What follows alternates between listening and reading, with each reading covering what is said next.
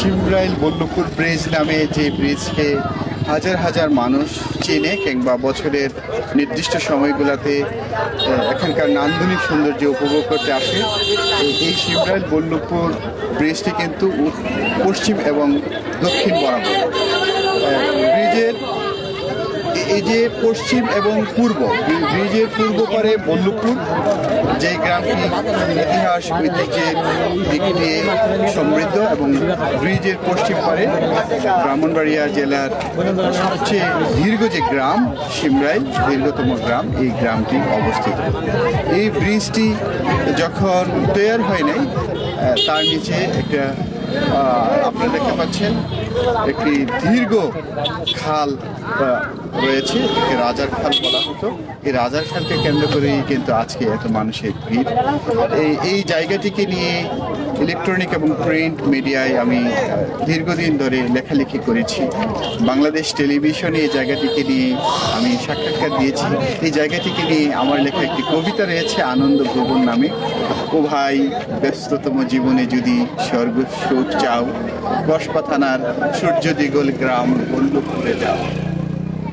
Bridge তো নয় রূপের মেলা, বর্ষাকাল জুড়ে বড়ভাঙ্গার বাঁশের ঠাকুর মনে কিনে পড়ে। ব্রিজের পূর্ব তীরে বল্লভপুর প্রিয়নগর আবিধানিক নাম, পশ্চিমেতে শিমরাইল, দক্ষিণে বিস্তৃত এক গ্রাম। এইভাবেই একটি কবিতা লোকমুখে, মানুষের মুখে মুখে কিন্তু এখন ফিরে বেড়াচ্ছে। তাই এই জায়গাটির নাম বল্লভপুর শিমরাইল ব্রিজ, পাশাপাশি জায়গাটির নাম আনন্দ ভুবন হয়েছে। এখানে অনেক দূর থেকে, বিশেষত বর্ষাকালে দুই ঈদে এখানকার প্রাকৃতিক নান্দনিক সৌন্দর্য উপভোগ করার জন্য সৌন্দর্য পিপাসু মানুষ আসেন এবং উপভোগ করেন।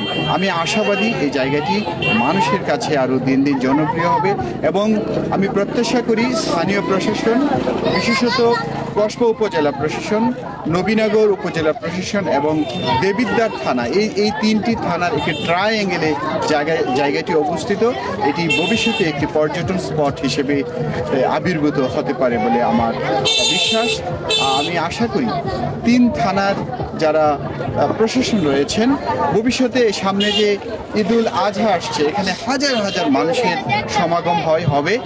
এখানকার পরিবেশটা যেন পুলিশ প্রশাসন দিয়ে পরিবেশটা সুন্দর রাখা হয়, আইন শৃঙ্খলার পরিস্থিতি যেন অবনতি না হয়, এই বিষয়টি লক্ষ্য রাখবেন বলে আমি বিশ্বাস করি। এখানে আপনারা আসবেন, এখানকার নান্দনিক সৌন্দর্য উপভোগ করবেন, সেই প্রত্যাশা রাখছি। সকলকে ধন্যবাদ। আপনাকে অসংখ্য ধন্যবাদ স্যার। আপনাকেও ধন্যবাদ।